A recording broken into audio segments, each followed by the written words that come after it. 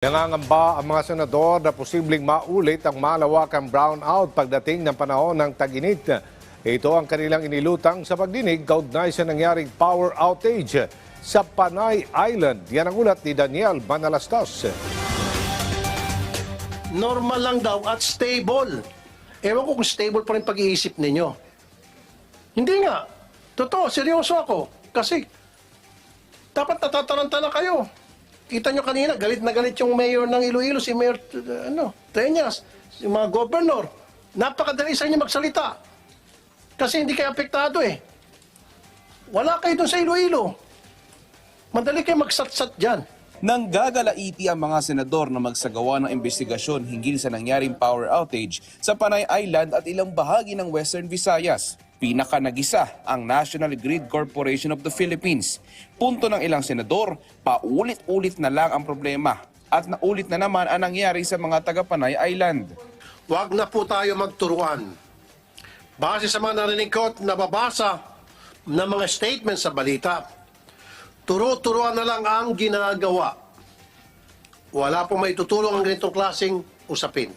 Pangamba naman ng ilang senador sa harap ng nalalapit na tag-init, papaano na lang? We have El Nino in our midst, and if we don't find a solution and we don't hold the actors to account, this might become a real and dangerous problem when the summer comes in.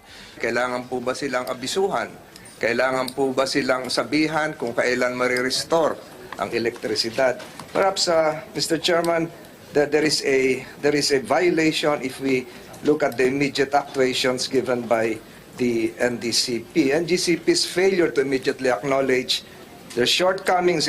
Dumalo rin ang ilang lokal na opisyal na apektado ng power outage at nais ni Iloilo Mayor Jerry Treñas masigurong may mapapanagot sa pagkakataong ito. Who can pay for those who slept in the plazas, who slept in the barangay gyms? Do you want that to happen also to you? We do not deserve this. No one deserves this. And I ask anyone who is present here, are you willing to have a 4-day blackout brownout? Because I will give you a medal. Paliwanag naman ng NGCP, kapag nagkaroon ng unplanned outage tulad na nangyari, hindi raw talaga nila makikita ng mas maaga. Pero naniniwala ang ilang senador, walang ginawang aksyon ng NGCP. Number one po dun sa planta, yung maintenance, it's their responsibility to maintain their units. Hindi po sa NGCP, not the system operations. And then number two, yung question nyo po, do we have some kind of ability to predict? Hindi po namin mapipredict kung anong magiging plantang magtitrip, but we can prepare. So meron po kaming contingency analysis. So alam namin pag ito nagtrip, ito magiging effect, magre-ready po kami. Sa case nga po nito, after tripping ni PEDC, the system remains stable and normal. So we did the normal dispatch process. We maintained the range, the required range, prescribed by our Philippine Grid Code. So this proves na normal po yung system between 12:06 to 14:19. Nanindigan ng NGCP na normal ang period ng oras na yon. Pero hindi rin naging kumbinsido rito ang ilang senador.